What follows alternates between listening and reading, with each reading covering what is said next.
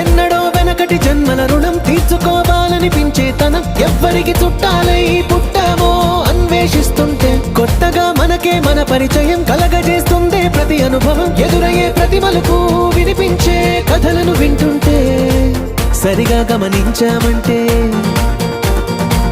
సత్యం కనిపెడతామిట్టే భూమి మీద మనతో పాటే నడయాడే జనులెవ్వరు అంటే